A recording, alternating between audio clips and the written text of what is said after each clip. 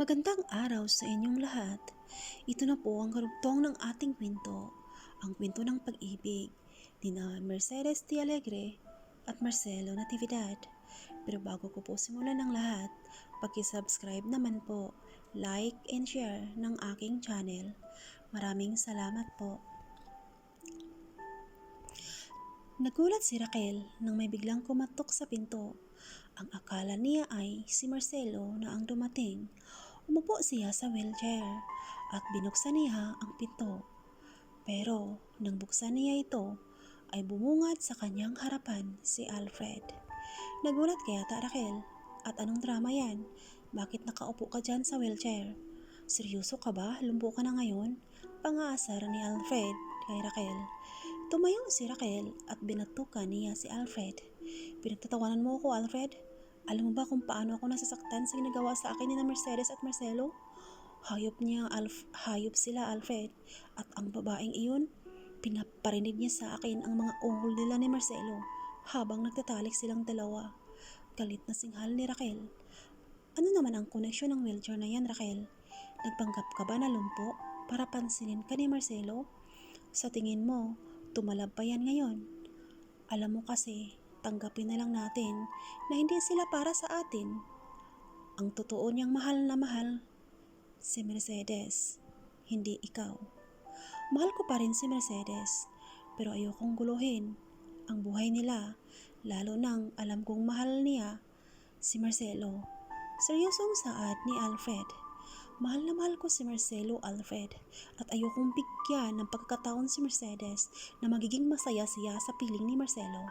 Agawin ko ang alam kong akin. Humanda ka, Mercedes. Sisingilin kita. Gawin kong impyerno ang buhay mo. Sigaw ni Raquel. Kunot noo naman si Alfred na nakatitig kay Raquel. Raquel, makinig ka. Bakit hindi mo na lang sila hayaang maging masaya? Bakit pa kailangan mo pang magpanggap na lumpo para bigyan ka ng halaga ni Marcelo? Alam mo, hindi na yan pagmamahal ang nararamdaman mo. Inggit at pride na yan. Dahil naiinggit ka kay Mercedes. Kasi mas minahal siya ni Marcelo kaysa sa'yo. Pinairal mo ang pride mo dahil ayaw mong magpatalo kay Mercedes. Kaya ginawa mo ang lahat para makuha mo si Marcelo. Raquel, tama na. Obsesyon na yan. Huwag mong hayaang lamunin ka ng maitimong plano. Seryosong saad ni Alfred. No, Alfred. Alam kong mahal pa rin ako ni Marcelo. Kaya nga gumawa ako ng paraan para bumalik siya sa akin. Kung magpanggap akong lumpo, alam kong hindi niya ako matanggihan dahil sinisisi niya ang kanyang sarili dahil sa nangyari sa akin. Saad ni Raquel. Paano kung malaman niya nagpanggap ka lang, Raquel? Ikaw ang maiiwan sa huli. Dahil kasinungalingan ang ginagawa mo. At may agimat yan na karma. Saad ni Alfred. Kumuha si Raquel ng wine at baso. Naglagay siya ng wine para kay Alfred. Kumuha na rin siya ng baso para sa kanya. Nilagyan niya ng wine, sabay uminom silang dalawa. Nakarami na siya ng alak at namumula na ang kanyang mukha. Nag-alala si Alfred sa kanyang kaibigan dahil hindi naman ganito si Raquel noon. Malaki na ang kanyang pagbabago. Kinuha ni Alfred ang baso at pinigilan niya nang uminom si Raquel. Raquel, tama na. Kahit ano pa ang gawin mo, hindi na magbabalik si Marcelo sa'yo. Saad ni Alfred. Pero isang malakas na sampal ang natanggap niya mula kay Raquel. Pakialimero ka kasi, kaya deserve mo ang masampal. Singal ni Raquel. Tanggapin mo kasi ang katotohanan, Raquel. Huwag kang magtanga-tangahan. Nagagalit ka dahil nasa tama ako, di ba? Tumigil ka na habang kilala mo pa ang sarili mo. Huwag mong hintayin na makalimutan mong tao ka. Galit na singhal ni Alfred kay Raquel. Sa galit ni Raquel, sinampal-sampal niya sa mukha si Alfred at sinuntok-suntok ang dibdib ng binata. Hinayaan na lang niya ang ginawa ni Raquel sa kanya kasi alam niyang nasasaktan ito. Nang natauhan si Raquel, tinititigan niya si Alfred. Alfred, I'm sorry. Tulungan mo ako makalimutan si Marcelo, please. Kahit ngayong gabi lang. Gusto ko siyang makalimutan. Gusto kong mawala siya sa isip ko. Hinaplos ni Alfred ang mukha ni Raquel. Pinupunasan niya ang mga luha nito dahil naawa siya sa dalaga. Nagulat siya nang maghubad si Raquel ng damit at underwear. Lumantad sa kanyang harapan ang hubot-hubad na katawan ni Raquel. Ilang beses siyang lumunok ng laway. Nagiinit ang kanyang katawan at gustong-gusto niya nang hawakan ang suso ng dalaga. Pero pinipigilan niya ang kanyang sarili dahil ayaw niyang magkasala. Matulog ka na, Raquel, at kailangan ko nang umuwi. Tumalikod na sana si Alfred, pero hinawakan ni Raquel ang kanyang ari at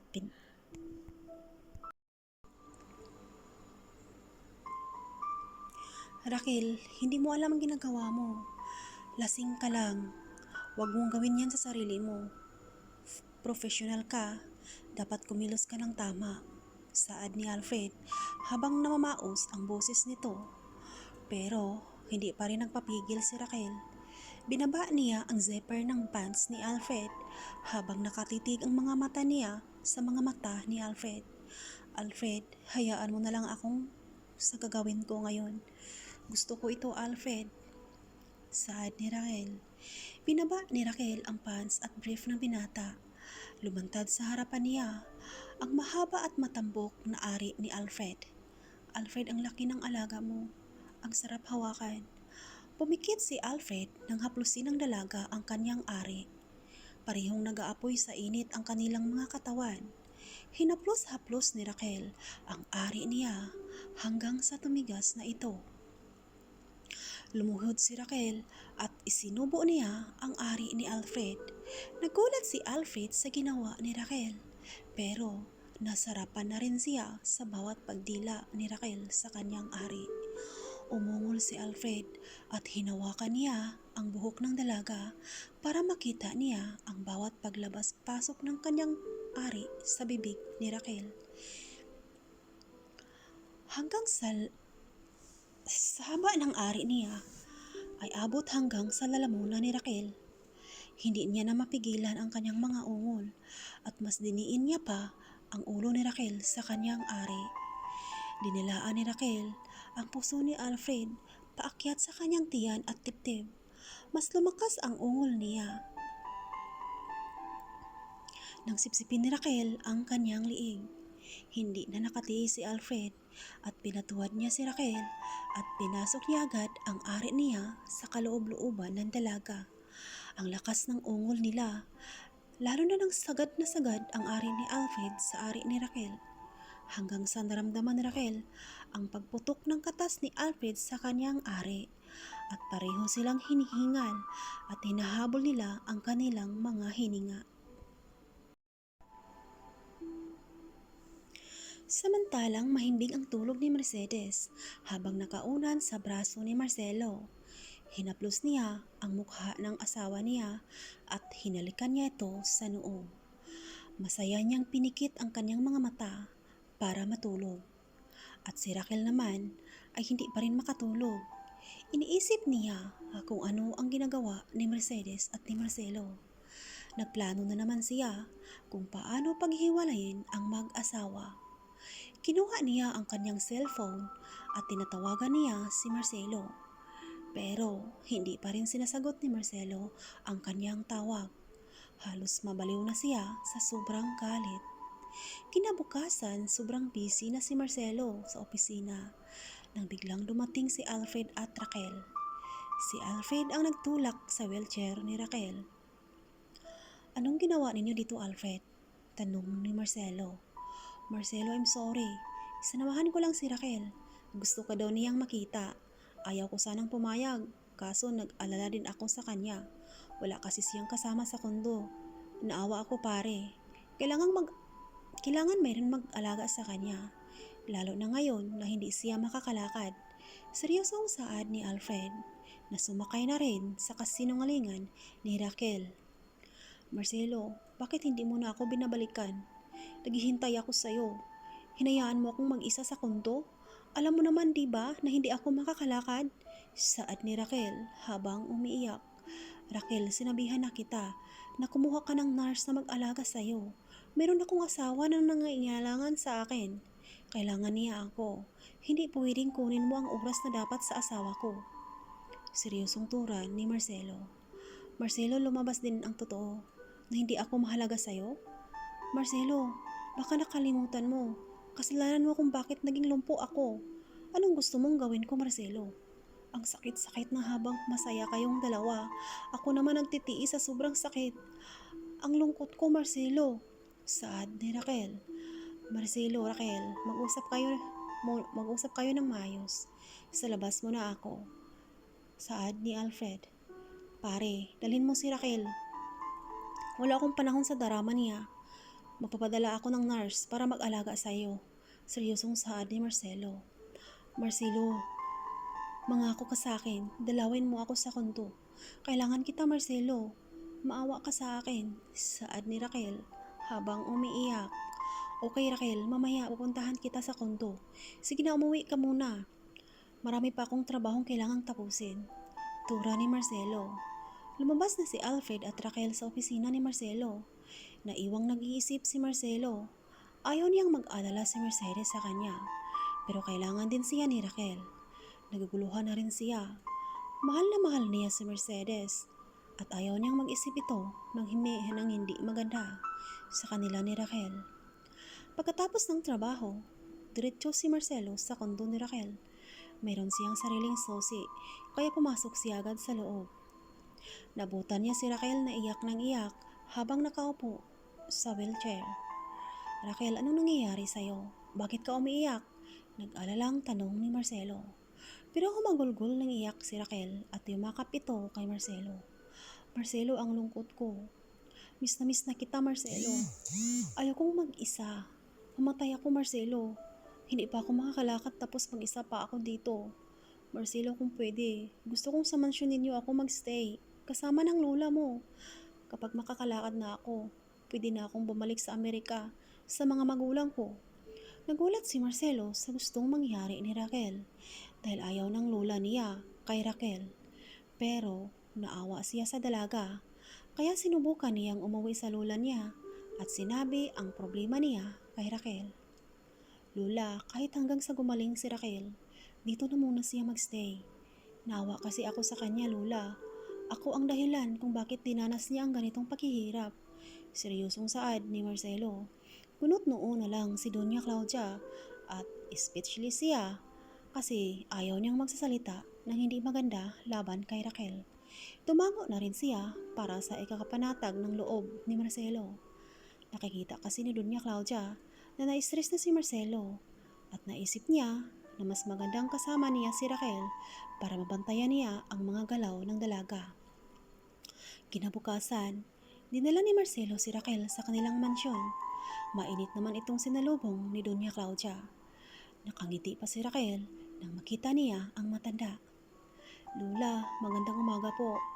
Maraming salamat po at pumayag kayo na dito ako tumira. Natakot po kasi akong mag-isa sa kondo. Wala akong kasama. Tapos, hindi pa ako makakalakad. Promise po, Lola. Kung okay na ang tuhod ko, uuwi na po ako agad sa Amerika. Seryosong saad ni Raquel. Raquel, huwag kang mag-alala. Welcome ka dito sa pamamahay ko. Yaya Patricia, dalhin mo siya sa guest room. Marcelo, halika, mag-usap tayo bago ka bumalik sa trabaho. Marcelo, paano kung malaman ni Mercedes na nandito sa bahay si Raquel? Baka magagalit siya sa atin. Sabihin mo na lang kay Mercedes ang totoo para hindi tayo magkaproblema pagdating ng araw.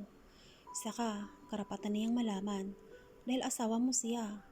Seryosong saad ni Doña Claudia. Lola, wag na lang. Aalis din naman si Raquel kung okay na ang mga tuhod niya. Baka kasi magalit si Mercedes kapag sasabihin ko sa kanya. Hayaan na lang natin, Lola. Di magtatagal, aalis naman si Raquel. Hindi nagsasalita pa si Doña Claudia. Hinayaan niya na lang kung ano ang desisyon ni Marcelo. Aalis na sana si Marcelo papuntang opisina, pero nakita siya ni Raquel at tinawag siya nito. Marcelo, aalis ka na ba? Uwi ka ba dito mamayang gabi? Sana dito ka uwi, Marcelo. Saad ni Raquel. Marcelo, Raquel, sa aking asawa ako uuwi. Kailangan ako ni Mercedes, lalo na ngayong malaki na ang kanyang tiyan. Nandito naman si Lola at binili na kita kay Yaya Patricia. Kung may kailangan ka, sabihin mo lang kay Yaya, saad ni Marcelo. Marcelo, ikaw ang gusto ko. Kahit meron akong kasama dito, mas gusto ko pa rin na makikita kita. Uwi ka dito mamaya, di ba? Seryosong saad ni Raquel. Narinig ni Doña Claudia si Raquel, kaya nilapitan niya ang dalawa. Marcelo, umalis ka na. At ikaw, Raquel, baka nakalimutan mong hindi ikaw ang asawa ni Marcelo. Kailangan siya ni Mercedes. Sobra-sobra na nga ang hinihingi mo na dito ka mag-stay pansamantala, di ba?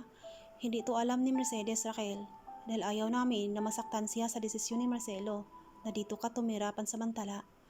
Huwag mo nang hilingin na dito uwi si Marcelo dahil meron siyang asawa na naghihintay sa kanya. Saad ni Doña Claudia.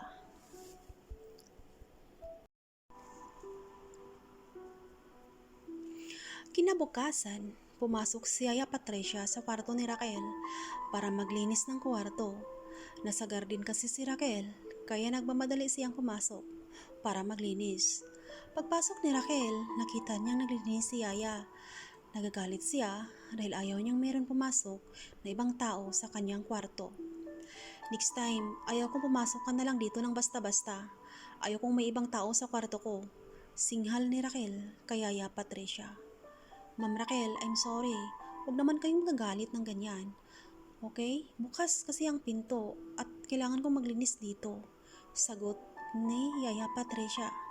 Lumabas ka na sa kwarto ko, singhal ni Raquel. Nakita ni Doña Claudia na umiyak si Yaya Patricia galing sa kwarto ni Raquel. Kaya agad niya itong nilapitan at tinanong kung ano ang nangyari. Yaya, anong nangyayari? Bakit ka umiyak? Tanong ng matanda. Ma'am Claudia, napagalitan kasi ako ni Ma'am Raquel. Nagagalit kasi siya nang pumasok ako sa guest room para maglinis. Saad ni Patricia. Hayaan mo, Yaya, kausapin ko si Raquel mamaya. Seryosong saad ni Doña Claudia. Ilang araw na lang lumipas, hindi pa rin bumisita si Marcelo sa mansyon. Mismong si Doña Claudia ang nagsasabi kay Marcelo na hindi muna pwedeng umuwi si Marcelo sa mansyon dahil meron siyang ibang plano. Habang kumakain sila ng breakfast, wala na sa mood si Raquel. Kahit pagpati nito sa matanda ay hindi niya na ginawa. Hinayaan na lang siya ng matanda dahil ayaw niyang may masasabi siya na hindi maganda at kaaya-aya. Lola, bakit po hindi pa rin bumisita si Marcelo? Wala na ba siyang planong umuwi dito? Tanong ni Raquel. Raquel, mas kailangan siya ni Mercedes. Malaki na ang tiyan ni Mercedes. Kaya hayaan ko na lang na siyang mag-enjoy kasama ang kanyang asawa. Alam mo naman na excited si Marcelo na makita niya ang kanyang anak. Nakangiting turan ni Doña Claudia. Lola, tinatawagan ko kasi siya sa kanyang cellphone pero ayaw niyang sagutin. Gusto ko lang naman marinig ang boses niya. Namimiss ko na po siya, Lola. Seryosong sabi ni Raquel. Raquel, nakikiusap ako sa'yo. Kung mayroon kang kailangan, sabihin mo sa amin ni Yaya Patricia. Hindi na kailangang pumunta ni Marcelo dito. Dahil lang sa namimiss mo siya. Wala na kayong relasyon. Ang gagawin mo, iha, magpagaling ka para makauwi ka na sa Amerika. Seryosong saad ni Doña Claudia. Nakasimangot si Raquel sa sinabi ng matanda. Tumayo siya at nagtungo sa guest room. Tumigil siya nang tinawag siya ni Doña Claudia. Raquel, wag mo nang sigawan si Yaya Patricia. Hindi katulong ang trato namin sa kanya dito sa bahay. Kapamilya namin siya. Sana tratuhin mo siyang tao. Saad ni Doña Claudia. I'm sorry, Lola. Ayaw ko kasing may pumasok sa kwarto ko, lalo na kapag hindi nagpapaalam sa akin. Saad ni Raquel at tuluyan na itong pumasok sa guest room. Ang kapal ng mukha, bulong ni Doña Claudia sa kanyang sarili. Pagpasok ni Raquel sa kanyang kwarto, nilock niya agad ang pinto at tumayo siya mula sa kanyang wheelchair. Nagwawala siya at naghahagis ng mga gamit. Galit na galit siya sa matanda, pero pinipigilan niya na lang ang kanyang sarili. Hayop ka, matanda ka. Kailan ka ba mamamatay? Nabibwisit na ako sa mukha mo. Sigaw ni Raquel. Pauwi na si Mercedes sa bahay niya. Na makita niyang maaga pa ay bumili siya ng bulaklak sa flower shop at bumili na rin siya ng chocolate para kay Lola Claudia. Pagdating niya sa mansyon ay binuksan agad ni Yaya Patricia ang gate para makapasok sa loob si Mercedes. Nagugulat si Mercedes nang makita niyang nakaupo si Raquel sa wheelchair. Raquel, anong ginagawa mo dito? Bakit nandito ka? Tanong ni Mercedes. Mercedes, bakit nandito ka? Nasaan si Marcelo? Kasama mo ba siya? Tanong ni Raquel. Nakita ni Doña Claudia si Mercedes, kaya nagmamadali siyang lumabas at niyaya niya itong pumasok sa loob para siya na mismo ang magsasabi kay Mercedes ng totoo. Inabot niya kay Lola Sandra, kay Lola Claudia, ang kanyang dalang bulaklak at mga tsokolate. Lola, bakit po nandito si Raquel at bakit nakaupo siya sa wheelchair? Tanong ni Mercedes. Naguguluhan siya sa kanyang nakikita. Mercedes, I'm sorry. Mupo ka muna, iha. May sasabihin ako sa'yo. Hindi na sinabi namin ni Marcelo dahil ayaw na yang may stress ka. Sana hindi mo ikagagalit ang pag-stay ni Raquel dito. Hindi kasi siya nakakalakad, iha. Kaya naawa si Marcelo at dito muna siya mag-stay hanggang sa makakalakad na siya. Seryosong saad ni Doña Claudia. Baka sa mukha ang galit ni Mercedes dahil muntik na siyang pinatay ni Raquel noon. Tumigil sa pagsasalita si Doña Claudia dahil nakikita niyang lumapit si Raquel sa kanila, sakay ng kanyang wheelchair. Mercedes, meron ka bang problema sa pagtira ko dito? Si Marcelo ang may gusto na dito ako tumira dahil mag-isa lang ako sa kondo. Nag-alala siya sa akin. Ayaw niyang mag-isa ako. Alam mo naman siguro na mahal niya ako, diba? At kung mahal ka nga niya, dapat sinabi niya sa'yo na dinala niya ako dito, na tinago niya ako dito. Hindi niya sinabi sa'yo dahil hindi ka importante sa kanya. Saad ni Raquel. Raquel, paano mo nasabi yan kay Mercedes? Huwag kang magsalita ng ganyan. Hindi ka ba nahihiya na dito ako sa harapan mo? Mahal na mahal ni Marcelo si Mercedes. Hindi namin sinasabi sa'yo dahil ayaw niyang mag-alala kay Mercedes. Seryosong saad ni Doña Claudia. Lola, huwag po kayong mag-alala. Mabuting tao lang talaga si Marcelo. Kaya pansamantalang nandito nakatira si Raquel.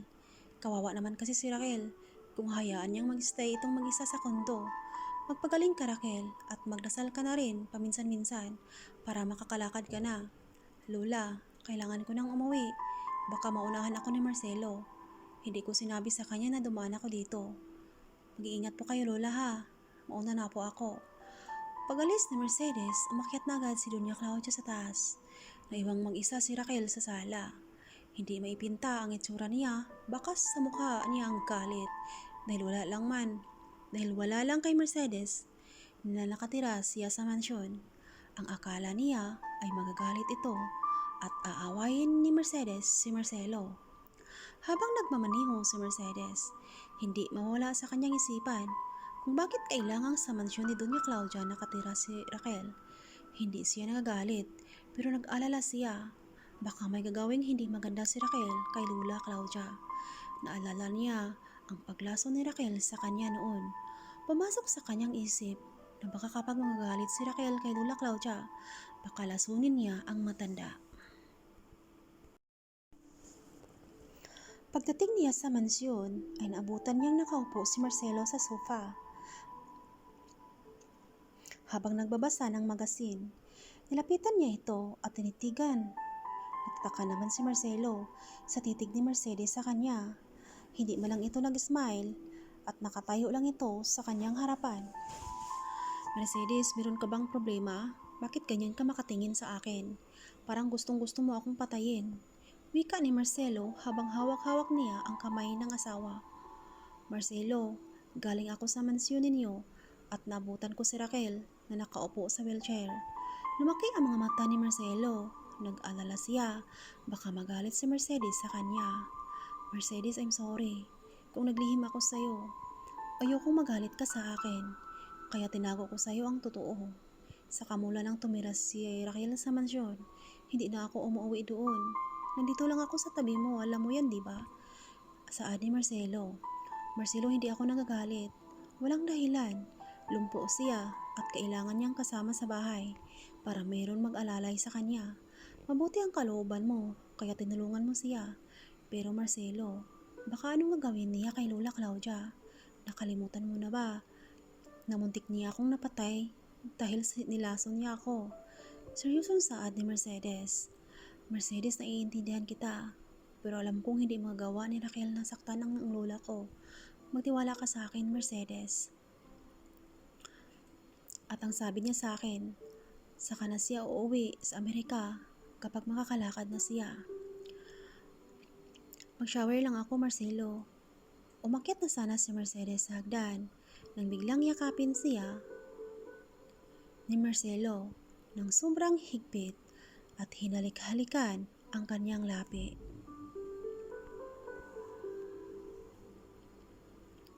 Nagtataka si Mercedes sa ginawa ni Marcelo, kaya tinapik niya ang balikat ng kanyang asawa. Marcelo, alam ko na ang dahilan kung bakit balisa ka nung nakaraang mga araw. Huwag kang mag-alala, Marcelo. Hindi ako nagagalit. Alam mo naman na malawak ang pangunawa ko. Alam ko ang dahilan mo, kaya wala kang dapat ipag-alala. Hinalikan ni Mercedes ang noo ni Marcelo at pinisil niya ang ilong nito. Mag-shower lang ako. Bababa ako mamaya pagkatapos para maghanda ng dinner natin. Saad ni Mercedes. Pagkatapos nilang mag-dinner ay nag-walking silang dalawa sa garden. Mahangin din kasi sa labas, kaya gustong-gusto ni Mercedes na mag-stay sila sa garden. Nagtatawanan silang dalawa habang nagkakwentuhan. Malambing na asawa si Marcelo kay Mercedes. Habang nagsasalita si Mercedes, panay ang kanyang pisil sa ilong ng kanyang asawa, sabay halik sa labi. Gustong-gusto naman ni Mercedes ang mga ginagawa ni Marcelo sa kanya. Hindi na sila nahihiya sa isa't isa at open na silang maglabas ng saloobin sa bawat isa. Medyo malamig na ang hangin, kaya nagdesisyon silang umakyat sa taas. Nag-shower si Marcelo nang biglang pumasok si Mercedes para maghugas ito ng kamay. Nakahubad-hubad lang si Marcelo, kaya pagkatapos niyang maghugas ay lumabas na siya. Pero hinila siya ni Marcelo at hinawakan ang kanyang mga kamay. Mercedes, laruin mo si Junjun ko, please. Miss na miss ka na niyan, saad ni Marcelo habang dinilaan ang liig ni Mercedes. Marcelo, malaki na ang tiyan ko. Ano ka ba?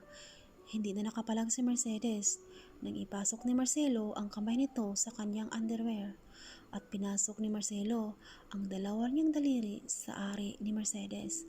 Habang sinipsip ni Marcelo ang kanyang dila, nagiinit na rin ang kanilang katawan.